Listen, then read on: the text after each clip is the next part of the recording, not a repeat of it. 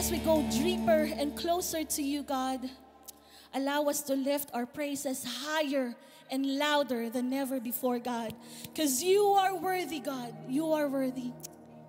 Hallelujah, Jesus. Thank you for your presence, God. Thank you, Lord, for the encounter with you today. Thank you, Lord, for the privilege, Lord, to worship you, God. Thank you, Lord, for allowing us, Lord. Thank you, Lord, for your promise, God, that as we come to you today, even though we are burdened or we are weary, you will give us rest. We have confidence in this today, God. Thank you, Lord. We offer them at your feet. We offer everything at your feet, Jesus. Oh, nothing is too hard for you. Oh, nothing is too hard for you. Because you're willing and you're able, Jesus. Yes, Lord. No one is far gone and beyond reach of your grace and mercy, because you are always willing and you are able. So church, just come to him. Come to him.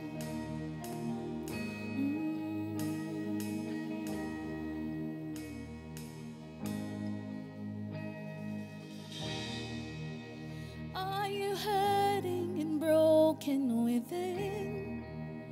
Overwhelmed by the weight of your sin? Jesus is calling. Have you come to the end of yourself? Do you thirst for a drink from the well? Jesus is calling. Oh, come to the altar. The Father's arms are open wide. Forgiveness was bought with the precious blood of Jesus Christ. Ooh, we thank you, Lord. Come on, church, leave behind. Leave behind your regrets and mistakes. Come today, there's no reason to wait. Jesus is calling. Bring your sorrows and trade them for joy. From the ashes a new life is born. Jesus is calling. Oh, come to the altar. The Father's arms are open wide. Forgiveness was bought with the precious blood of Jesus Christ. Oh, come to the altar. The Father's arms are open wide. Forgiveness was bought with the precious blood of Jesus Christ. Oh, how wonderful, Jesus. Hallelujah. Hallelujah. Oh, what a Savior. Isn't he wonderful? Sing hallelujah. Christ is risen. We bow down. We bow down before him. For he is Lord of all. Sing hallelujah. Christ is risen. Oh, what a Savior. Oh, what a Savior. Isn't he wonderful?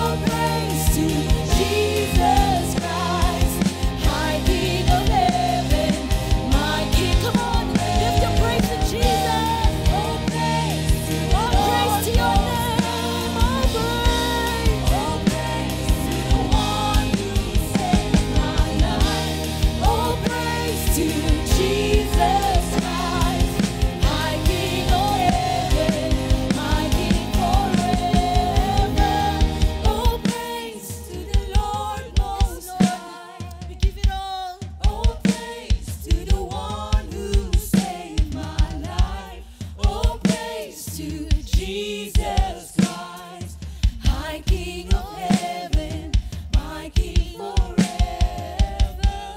Oh, praise to the Lord Most High. Oh, praise to the one who saved my life. Oh, praise to Jesus Christ, High King of heaven, my King forever.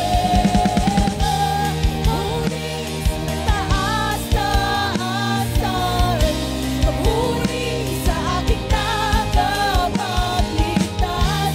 Purihin ka, Jesus, Hari ng langit, Hari ng buhay ko.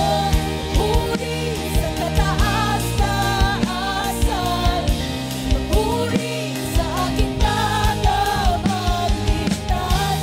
Purihin ka, Jesus, Hari ng langit, Hari ng buhay ko.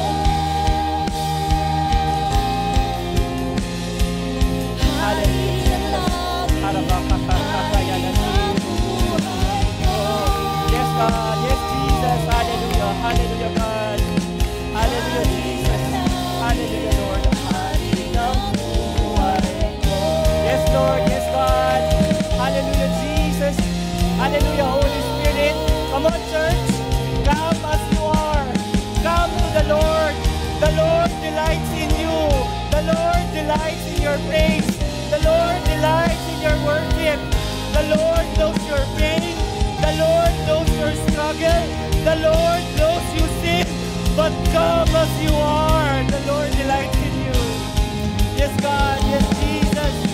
Hallelujah, Jesus. Hallelujah, Lord. Hallelujah, Jesus. We worship your name, God. We worship your name, Jesus. Jesus. Every breath that you have belongs to God. Come on, church. Come on, church. Open up your heart. Open up your mouth. Give him praise. Yes, Jesus. Yes, Lord God. Yes, Jesus. Hallelujah. Hallelujah, Lord. Hallelujah, Jesus. Holy Spirit, you are free to move in this place. Thank you, God. Thank you, Lord Jesus. Hallelujah. Hallelujah, hallelujah, hallelujah. Panginoon, this is the day that you have appointed. Lord God, this day will not be any like the rest, Lord God. Lord, you are an all-knowing God, an ever-loving God, Panginoon. You know our struggles. You know our pains, Panginoon. You know, Lord God, we failed you in so many ways. But Lord God, you never stop loving us. You never stop pouring your love to us, Panginoon. And that today, no matter what happened last week, Panginoon, you take delight in us. You take delight in every child here, Panginoon. Thank you, God. Thank you, Holy Spirit. Oh, come on, church. Come on, church. The Lord delights in you. The Lord delights in your praise. The Lord delights in your worship. Thank you, God. Thank you, Jesus. Oh, we lift up your name on high. The Lord knows you're tired. The Lord knows you're frustrated. The Lord knows you're struggling. But come as you are. Allow the Holy Spirit to move in you. Yes, God. Yes, Jesus. Thank you, God. Thank you, Lord. Thank you, Jesus. Hallelujah. Hallelujah. Thank you, God.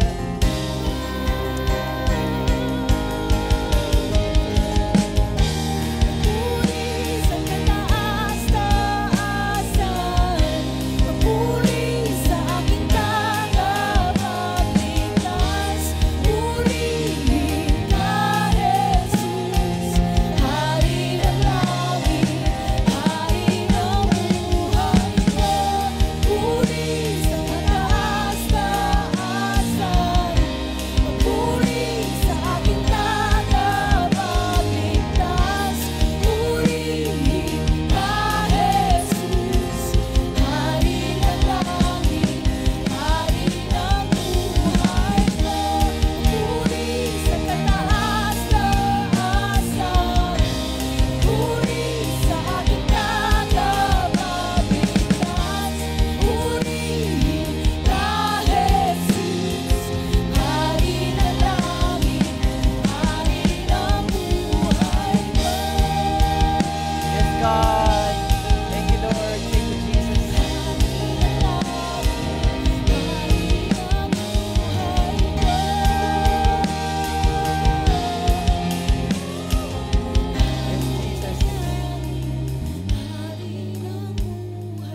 are just more than a Savior to us, Panginoon. You can be anyone that we need in our life, Panginoon. And Lord, thank you for meeting us today. We know you are with us today, Panginoon. We believe that, Panginoon. And because you are with us today, Panginoon, things will not be the same as yesterday, as today, Panginoon. There is great promise in you, Panginoon, and we are just believing this, Panginoon. And in all of this that we do, in every breath that we have, kayo lamang po ang mataas, Panginoong Jesus. Kayo lamang po ang mapurihan. And this is our expectation with faith and confidence in your most holy name. And everyone will say, Amen and Amen. Hallelujah! Hallelujah! Kung para sa ating Panginoong Diyos po yan, mahina po yan. Sige pa po. Hallelujah! Hallelujah! Hallelujah, Jesus. Thank you, Lord. Thank you, God. Thank you, Jesus. Thank you, worship Him. Thank you, God. Thank you, Jesus. Ooh, it's good to be in the house of the Lord. Amen? Again, it's good to be in the house of the Lord. Well, you know, I'm quite sure that your previous week was not perfect. Well, if it was perfect, maybe you have not lived it, okay? And yeah, whatever it is, okay, again, the Lord delights in you. Sige, say it to yourself, the Lord delights in me. The Lord delights in your praises. The Lord delights in our praises. The Lord delights in our worship. And again, the Lord is not blind or deaf, not to know your pains, struggles, needs, whatever it is. And the Lord is willing to meet you wherever you are, whatever your situation is. That is if you believe. Do you believe? Do you believe? Yes, yes, yes. And we are just starting. By the way, ako nga po pala si Kuya Arens. And in behalf of our senior pastors, Pastor Bong and Pastora Sharon, welcome po to COG SM Clark. Alright? Would you be so kind to also greet the people next to you? Sabihin mo, good morning. I'm glad that you are with me today. Ayan, mukha po bang glad? Baka sabi niya, I'm glad that you are with me today. Okay, yung may sincerity. Sige, sa kabilang side naman, sabihin niyo po, good morning. Ayan. And one more time, today is a extra special day. Sabi nga po ni Ate Kim at saka ni Kuya Warren kanina, meron po tayong mga bagong kasama. Paki-wave nga yung mga first-timers natin ulit, yung mga may VIP pins. Ayan, ang dami. Thank you, Lord, for your life. Hindi po aksidente na nandito po kayo ngayong umaga pong ito. And we would always say this, do not expect from us. We might fail you on your expectations kung kayo po ay aasa sa amin. Pero mag-expect po kayo sa ating Panginoong Diyos because our Lord God will not disappoint you. Alright? So, sige po. How about yung mga second-timers natin? Ayan, meron po ba tayong second-timers? Ayan, kasi po mamaya invite po namin ulit kayo to be here. Yung mga first-timers doon will give a special gift for you. Anyway, ngayong buwan pong ito, tayo po'y nagpapatuloy sa ating pong fellowship, sa ating pong pag-aaral. And we actually have this team, Next Level. So last month, Next Level din. So ito, Next Level 2.0. And last Sunday, Pastor Bong shared to us, Next Level Generosity. Okay? And this Next Level Generous, sabihin mo, ako yun. Yes, yes. Tama nga po. Diba? Tayo po yun, ikaw yun. Kasi ikaw na ang gagamitin ng ating Panginoong Diyos para ipadaloy ang kanyang biyaya. Of course, not just for you, but to the people around you. Gusto niyo po ba yun? Gusto niyo po ba yun? Yes, gustong-gusto natin yan. And this morning, magne-next level po tayo ulit. But this time, we're going to talk about next level relationship. Sige, sabihin niyo po, next level relationship. Yeah, meron po akong konting kwento dito, next level relationship. Nung nakaraang Thursday po, Night of Fire, I was with some of my C2S members. napag-uusapan yung next level relationship. Tapos tinanong ko yung isang member ko, o ano, nag-next level na ba? O di ba, syempre, ina-expect kong sagot, hindi pa. Tapos sabi niya, oo, Kuya Arens, ako yung nabigla. Di ba? Nag-next level na sa relationship. Kung sino man yon, congratulations, bro. At hindi ka na single. Okay? But of course, that next level in relationship, hindi po yun yung pinag-uusapan po natin. Okay? What we're going to talk about here is growth. Gusto niyo po ba ng growth? Of course. Diba? We're living beings and we want growth. Okay? Of course, hindi lang po physical, diba? Hindi lang po spiritual, even with our relationships. Do you want that? Do you want that growth? But what's the reality po? Are the relationships we have growing or they're going bad? Di po ba? Pag tinignan mo sa Facebook, ang daming nag-aaway. Pag tinignan lang po natin yung ating pamilya, ang daming gusot. So how can the relationship grow? Okay? And this morning, let's allow the Holy Spirit to talk to us. Okay? Hindi po sana akong ang inyong marinig kung hindi po ang ating Panginoong Diyos. Kasi meron pong dalawang bagay. Two very common things that's hindering this growth in our relationship para makapag-level up po tayo. And can you guess what these two things are? They're so common, okay, that actually they put us in prison at syempre pag nakakulong na tayo, di po ba pag nakakulong na, confined ka na. Okay? And these two things are anger and offense. Okay? Sino po dito yung hindi nagalit nung nakaraang week? Wala po. Di po ba? Posibleng nagalit ka. Di ba? Even to the point that, mapapatay ko na to, di ba? Minsan sa sobrang galit mo. O kaya naman, yung offended ka. Okay? It might not be this week. Okay? But it's possible in this previous month. Okay? But absolutely, wala po ni isa sa atin dito ang makakapagsabi, ako Kuya Arens, hindi pa ako nagalit. Ako Kuya Arens, hindi pa ako na-offend. While I was studying and preparing and meditating for this message, one thing the Lord revealed to me, pambihira, araw-araw pala. Di po ba? Minsan, oras-oras, may opportunity. Di ba? May pagkakataon na pwede akong magalit, pwede akong ma-offend. Okay? And these two, common things. Di po ba? Bakit kaya sila common? Okay? Because if the enemy could put that emotion to you, yung magalit ka, okay? And for you to arbor, di po ba? Alagaan mo yung mga offenses na yan. Alam niya, makukulong ka niya. Alam niya, mapipigilan niya yung gawa ng Panginoong Diyos sa buhay mo, lalong-lalo na sa mga relationships mo. But today, we will not allow that.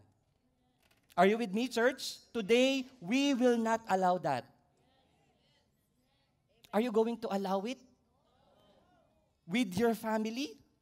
With your relationships at work? With your neighborhood? In your school? Are you going to allow it? No, wag po sana. Okay? And of course, the good thing here is the Bible teaches us how we could relate to our God. Di po ba? Tinuturuan po tayo ng Biblia kung paano po tayo pwedeng connect, to relate, to develop that relationship with our Lord. But at the same time, the Bible can also teach us how we could relate to other people. Amen? To a point na ayusin mo muna yung relationship mo sa ibang tao bago ka pumunta sa akin. Later po, that's one of the point. And if you are bringing your Bible with you, electronic man or physical Bible, buksan po natin sa Matthew chapter 5, verses 21 to 26. So this is a very famous Bible verse, Bible chapter. It's the Sermon on the Mount. Okay? And actually, for this particular 6 verses, Jesus talks about murder. Di po ba? Wala namang papatay sa atin dito. Alam natin, nakasalanan yon, and it's a grave sin. Okay? But there is something the Lord will tell us that we arbor anger and offense. It could be likened to murder. Sige, basahin po natin. Don't take it from me. Sabi po sa verse 21, you have heard that it was said to the people long ago, you shall not murder. And anyone who murders will be subject to judgment. Siyempre, kasalanan, may kaparusahan. But Jesus is telling here, but I tell you that anyone who is angry or harbors an offense with a brother or a sister will be subject to judgment. Pambihira, Lord. Parehong subject to judgment, yung pumatay at saka yung nagalit at na-offend lang. Again, anyone who says to his brother or sister, Raka! Parang hindi po magandang word yung Raka, no? Raka! Is answerable to the court. And anyone who says, you fool, will be in danger of the fire of hell. Pambihira. Di po ba? Pag ako inisip ko yung sarili ko, parang meron akong mga nasabing salita sa aking kapwa na higit pa dyan sa Raka and you fool. And what is the Lord Jesus telling us? Will be in danger of the fire of hell. Verses 23 to 24, therefore, if you are offering your gift at the altar and there remember that your brother or sister has something against you, leave your gift there in front of the altar and be reconciled to them. Then come and offer your gift. Ilan po sa atin dito, nasa bahay-sambahan po tayo ng Panginoong Diyos. Pero alam mo yon, may gusot ka sa puso mo ngayon. Diba? May away ka sa inyong asawa, may away ka sa iyong mga anak, sa iyong magulang, may away ka sa isa mong katrabaho, di ba? May away ka sa mga taong minsan hindi mo man kilala sa Facebook. May tumawa po, may nakarelate. Verse 25, settle matters quickly with your adversary who is taking you to court. Do it while you are still together on the way, on your adversary may hand you over to the judge. And the judge may hand you over to the officer, and you may be thrown into prison. Truly, I tell you, you will not get out until you have paid the last penny. Shall we pray first, church? Lord Jesus, we thank you for your word this morning. Holy Spirit, you are free to move in this place. Lord, we are just opening our hearts. Reveal to us what you want us to learn, what you want us to happen in our lives, Panginoon. And in whatever we do, may you be glorified. In Jesus' name we pray. Amen and amen. So from this, we could say that we actually have an adversary, an enemy. Okay? And in John 10:10, we discover that the agenda of the enemy is destruction. Okay? We have an enemy whose agenda is to kill, steal, and destroy you.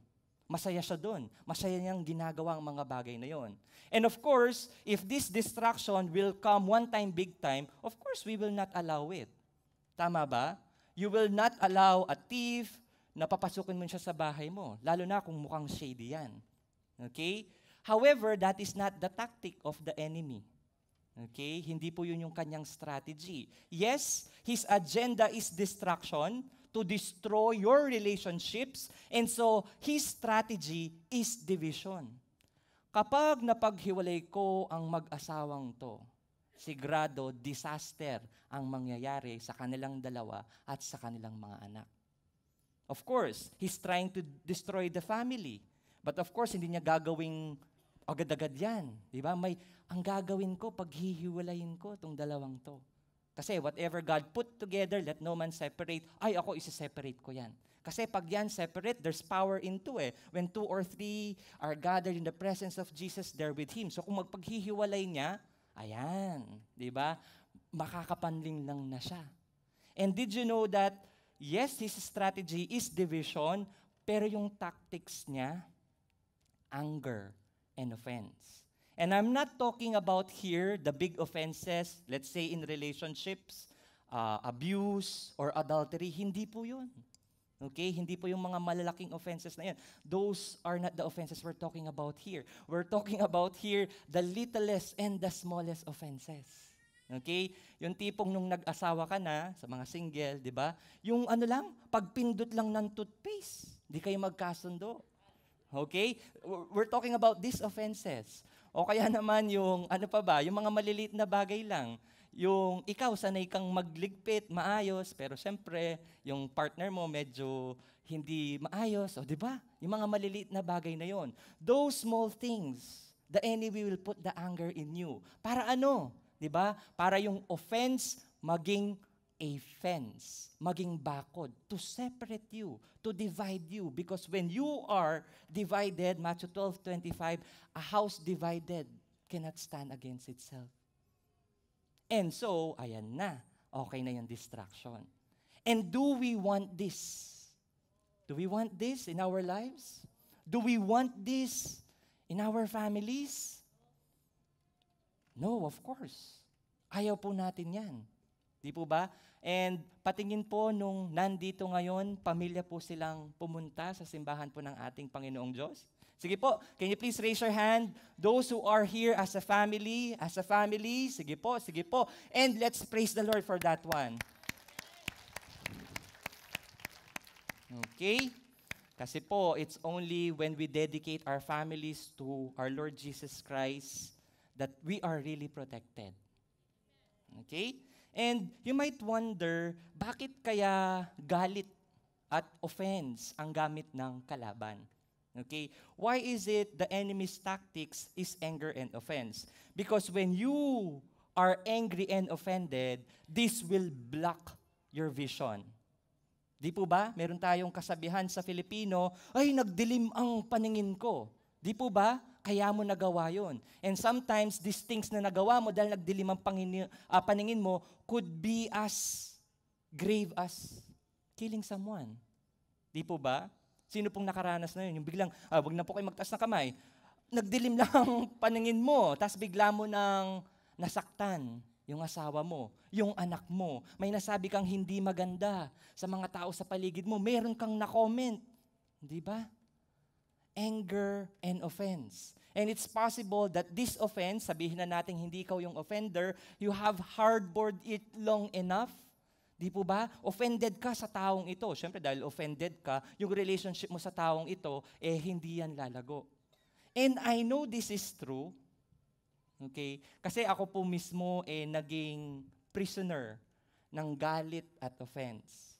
So, I have with me my family. Nandun po yung tatay ko sa likod, yung nanay ko po nandito, tsaka yung ate ko, tsaka yung pamangkin ko po. Well, I have not lived wala po akong perfect family, but I think this is the best family God could give to me.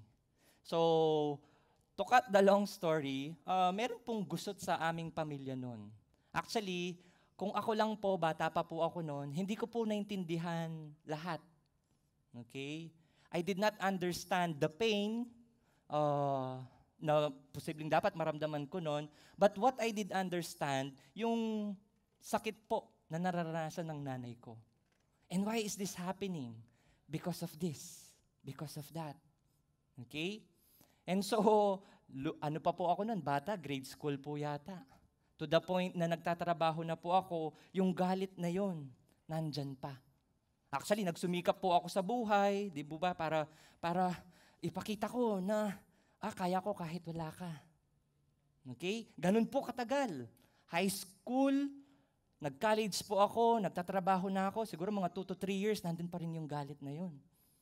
Pero sinishare ko po ito sa inyo ngayon. Of course, this is already a victory that we claim in our Lord Jesus Christ. Nakapagpatawad po ako nung moment na na-realize ko na pinatawad din ako ng ating Panginoong Diyos. And who am I to arbor this anger and offense for so long? It's oppressing me. Na, oo nga no, ang daming panahon na nanakaw ng kalaban na sana nag-develop na ang relationship na to sa aking mga magulang. But of course, the Lord is good, the Lord is faithful. Whatever the enemy has stolen, whatever the enemy has put me behind bars, the Lord Jesus could set me free and recover. Of course, all glory to God. Kung para sa atin po, Panginoong Jesus yan, mahina po yan. And then, of course, what you see now, kasama ko na pong nagsiserve ang aking mga magulang. In fact po, yung aking dalawang magulang, aking pong tatay at nanay, natapos po nila yung discipleship course. Kasama ko na po sila nagmi-ministry sa ating simbahan. And now, my sister is here for the ilang buwan na, 3 months. Thank you sa COG SM Clark. Kasama pa niya yung pamangkin ko. And of course, I'm also praying for my 2 brothers to get to know the Lord Jesus Christ and how good is it. But the bottom line there is, if I kept that anger and offense, mangyayari po ba kaya yon? Palagay ko po hindi. Patuloy po akong nakakulong at ang mga relationship ko pong ito na meron ako sa aking pamilya, hindi po yan lalago. Okay? And actually for the first time po, and I'm sure my dad prayed for me many times, I requested him to pray for me this morning. Kasi hindi ko naman po kaya to eh. Siya po ang ginamit ng ating Panginoong Diyos for me to be here. And with that, He deserves honor from me. And I'm just grateful for that. So anyway, ang sinasabi ko po dito, totoo po ito. Hindi ko po gawa-gawa yung experience na yon. This agenda of distraction, this strategy of division, this tactic of anger and offense, they're very real. Very, very real. Nung 2 Sundays ago, sinabi ni Pastor Bong, nasabi ko na rin po sa mga C2S ko to, this is the most personal message in my life. Sabi nga po sa inyo, every hour, may opportunity na magalit ako, may opportunity na ma-offend ako sa mga tao sa paligid ko. Hindi lang sa aking pamilya, minsan even in my workplace. And so I just decided na, no, you will not destroy the testimony I have. Okay? And with this po, I would like to share 3 things, hindi po naman po points, more on truths that we could get from Matthew chapter 5, verses 21 to 26. Unang-una po dyan, anger and keeping offenses can be evil. Again po, in verses 21 and 22, Jesus, our Lord Jesus Christ, likens murder with being angry and keeping offenses. Pambihira, kasing bigat.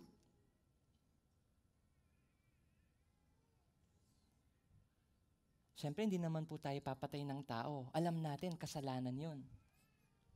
But again, at some point in our lives,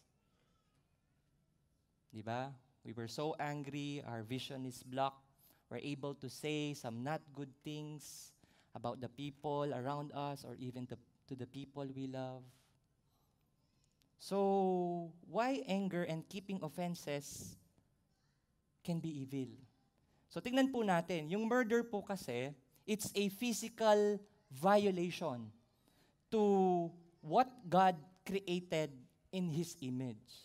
Bawat isa po sa atin, we are fearfully and wonderfully made in our image of our Lord Jesus Christ. And so when you kill a person, talagang kasalanan yan. That's actually a violation. But it's not limited to that one. When you insult someone, again ako po, I think in thoughts, sometimes in words, I was able to say some things that insults people around me. Sometimes, people who are very close to my heart. Little did I know, kasing bigat pala yun na murder. Why? Because this is a verbal violation to someone created in the image of God. Bakit mo sasabihing B-O-B-O doon sa anak mo? Kinreate yan ni Lord. Bakit mo sasabihing all of these bad things to the other people? That particular person is created by God. You may not see it, but God did not commit an error or mistake to that person. And so, yes, di po ba, pag galit ka, pag may offense ka, it blocks your vision. You will not see. Di ba? Unti-unti, yung deception ng enemy will creep into you. Di po ba? And then, the division will start. Pag na-divide na yan, ayan na. Masisira na ang relationship, masisira na ang pamilya. And it's actually not so surprising sa time period po natin ngayon. I believe we are living in an age of offense. Di po ba? Pambihira, minsan wala kang ma-post sa social media mo na walang taong ma-offense. Di po ba? Napakatotoo po niyan nung last election. Lahat na lang, di ba? It's causing division. Di po ba? Minsan, masaya ka lang sa buhay mo. Di ba? Pinost mo to, may bago kang sasakyan, bahay, bigla may na-offend. Di ba? Kasi, di ba, good things, not so good. Marami po, di ba? Aminin niyo po, naranasan niyo po yan. Di po ba? Your intention is good, but still people finds it offensive. It makes them angry. Okay? And yeah, we know this anger stirred and offenses kept. Yan po kasi yung tactics ng kalaban. Again, if he could capitalize on those, he could divide whatever is coming together to glorify God. And if that division happens, susunod na po yung distraction. Tapos yung pangalawa po, yes, anger and offenses can be evil. But of course, in verses 23 to 24, anger and offenses can be reconciled. And in this reconciliation, dapat po both party yan. It takes one to ask forgiveness, but it takes both sides to reconcile. Hindi ko po sinasabi dito na hayaan mo lang yung offense na mangyari sa'yo ng paulit-ulit. No, I'm not saying that one. Offense is an event, but being offended is a choice. It's a decision that you will have for yourself. Okay? Totoo po yan. Totoo po yung mga offenses na mangyayari sa buhay mo. And sometimes you don't have control about these things. They will happen. But to be offended, maybe for that moment, and then the days to come, or maybe for the years to come, decision na po yan. Decision na po yan. But again, the good news here is anger and offenses could be reconciled. So if you are offering your gift on the altar, there you remember that your brother or sister has something against you. Siyempre, yung brother and sister pong ito, hindi lang yung physical na ano po natin. Anyone, any other human being. Leave your gift there in front of the altar. First, go and be reconciled with your brother and sister, then come and offer your gift. Pambihira. Jesus is telling us, sa CLDP2 po, our supreme purpose is to glorify God, worship God. But Jesus is telling us, before you could do that, siguraduhin mo munang wala kang galit, wala kang offense na ina-arbor dyan sa puso mo for your worship to be effective. To the point na, sige, isang tabi mo muna to. Siguraduhin mo munang maayos yung puso mo. Kasi po parang, ang weird naman, di po ba? Nasasabihin natin that we love our God, and yet we have hate in our heart to our fellow believers, to our fellow men. And, is this easy? Siyempre po, hindi. Di po ba? Ang daling magalit, ang daling ma-offense, pero minsan, ang hirap pong magpatawad. Okay? Bakit mahirap magpatawad? O syempre may sumisit-sit sa'yo na, okay lang yan, magalit ka, keep that offense, para hindi ka lumago sa iyong mga relationships. But this morning, we are learning, Jesus is telling us, before you come to me, go settle those disputes, those arguments, those ill-harbored feelings. Anak, hindi yan ang desire ko para sa'yo. Nasaktan ka na ng isang beses, bakit mo hinahayaang masaktan ka ng paulit-ulit by rehearsing that offense in your mind?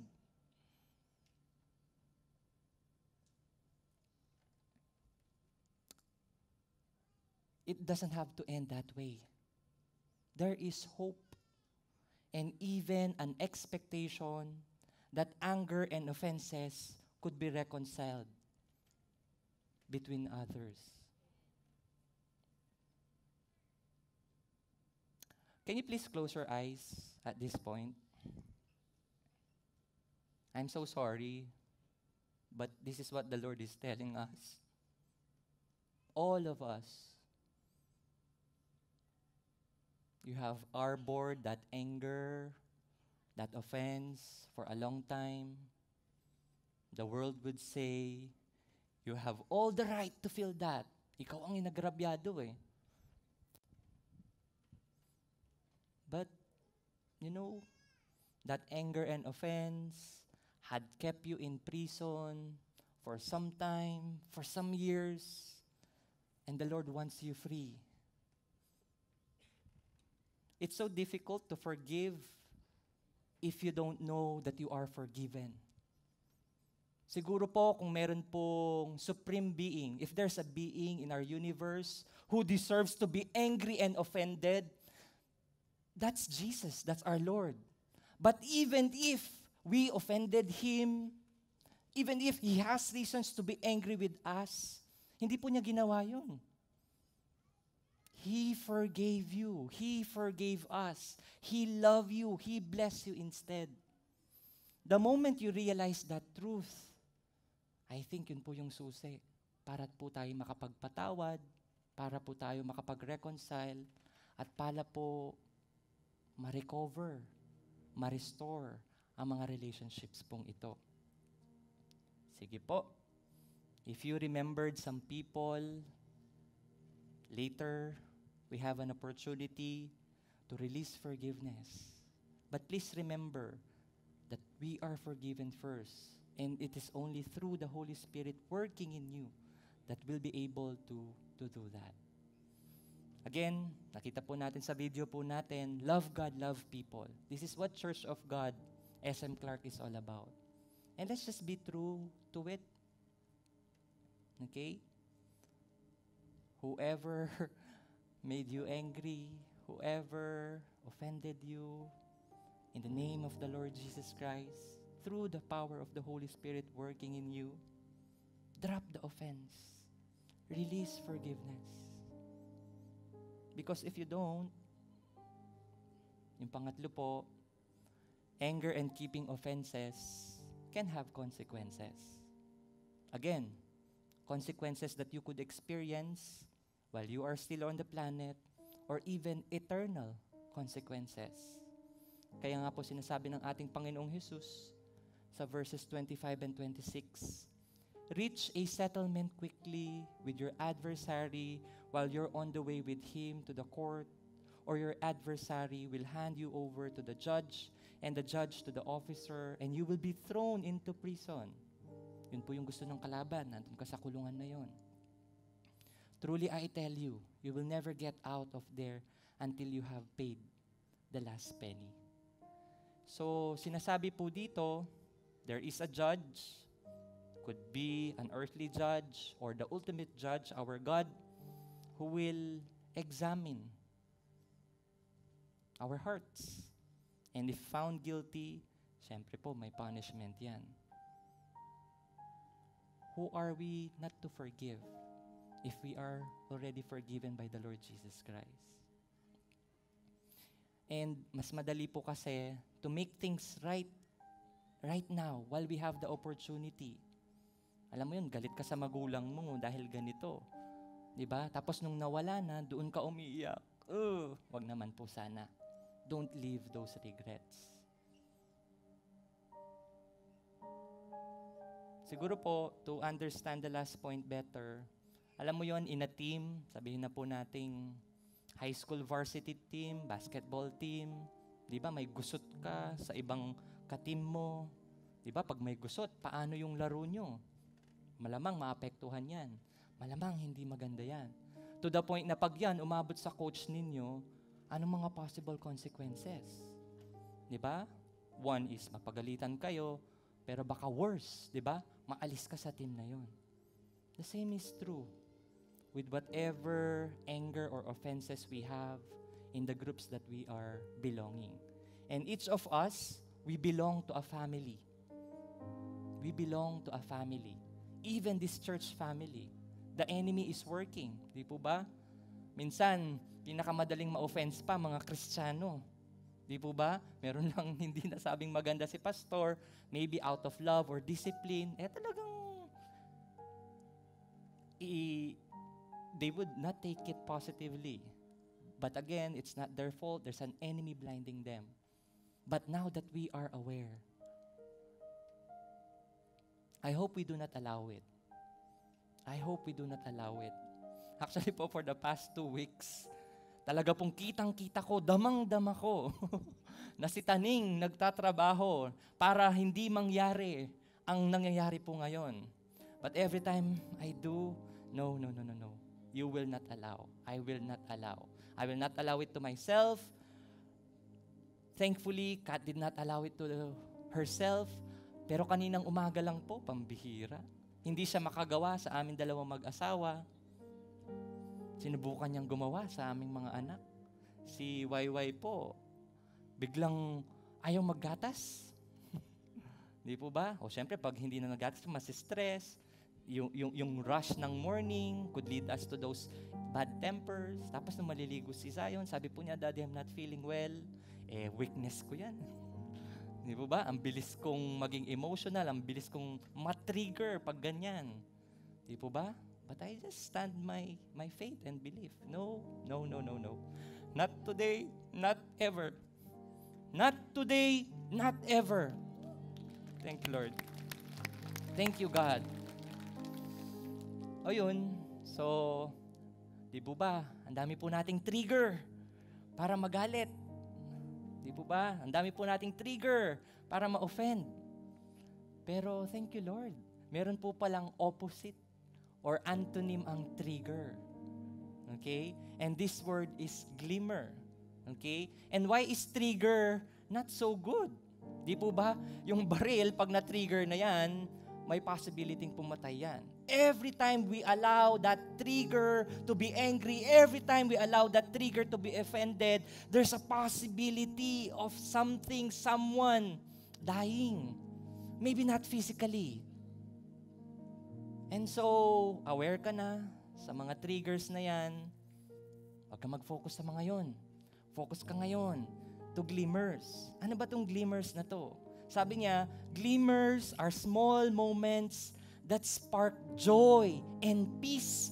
And who is the Prince of Peace? It's Jesus. Maybe the best glimmer. No, the best glimmer that we could have in our lives para maiwasan po natin yung mga